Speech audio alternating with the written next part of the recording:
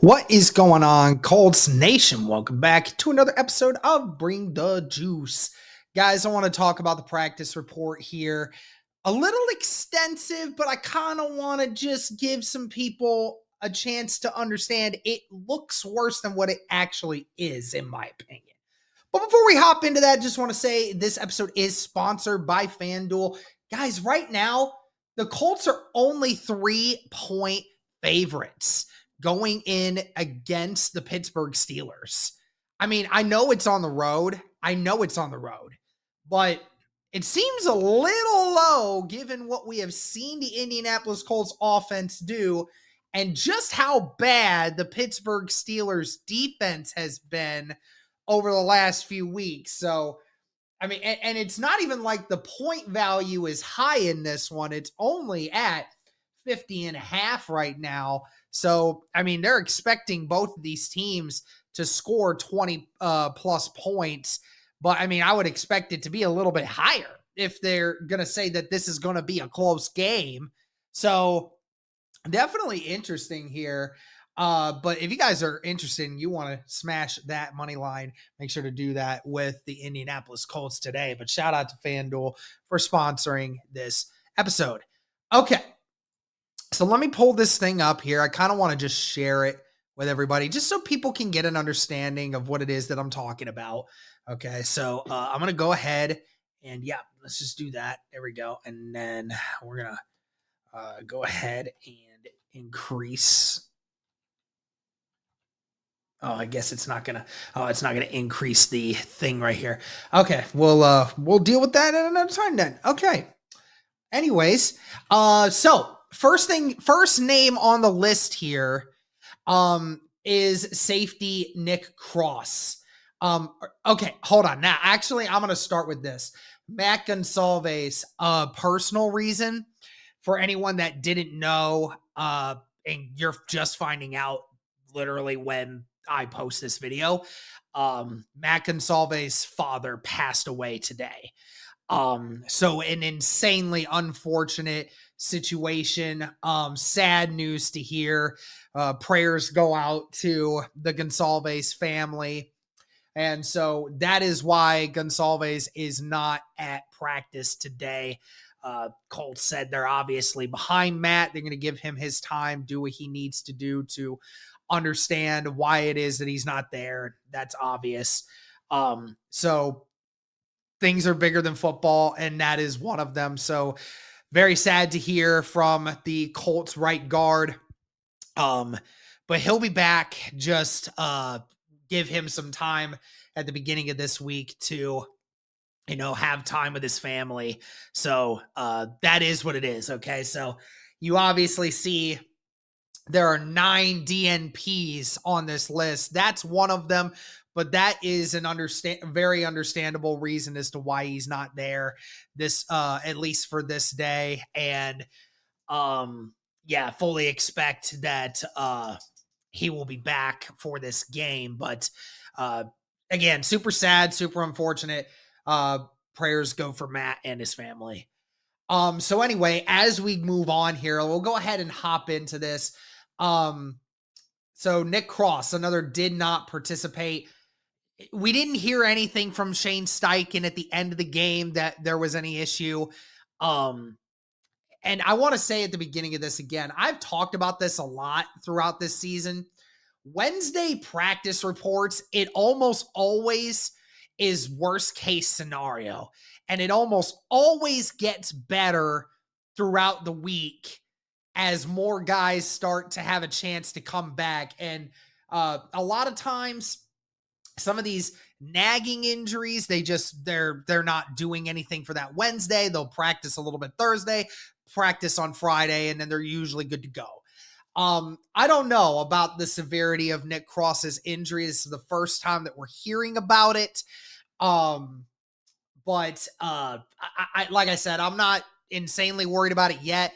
We'll have to wait until tomorrow's practice report to see if this is anything significant. See if he practices in some form tomorrow. Josh Downs back on the injury report, this time with a hip injury. Again, played till the end of the game. Never got an update after that he was in any sort of way. Could just very well be a nagging injury. So hope all that is, but again, we won't know until we see the report on Thursday if this is something significant. Samson Ebukam, we knew this. We knew that Ebukam was going to miss significant time. A couple of weeks is about right.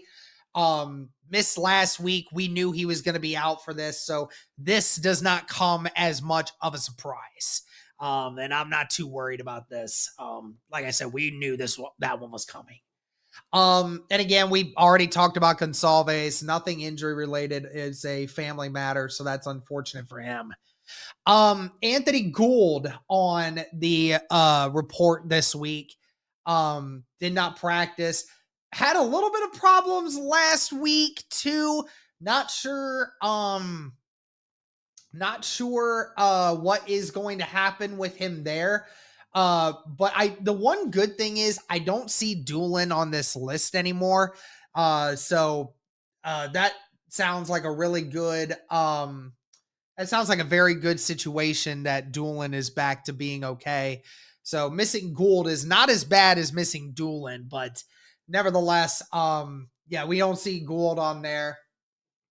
The one positive spin that we do have, Jalen Jones, his first full participation at practice on Wednesday. Now, Steichen did say, they asked him, is he going to play this week? And Steichen said, we are not sure. We're just going to work with him this week and see how he feels. And again, he returned to practice last week, but was always in limited participation. So we knew that he wasn't going to be able to play until he gets some full practices in. And so this is a great sign, seeing him as a full participant this time around. Now, is he going to be a full participant all the rest of the week? I'm not sure. And even if he is a full participant all throughout the week, Colts could still potentially even not play him or put him on a pitch count, which is fine.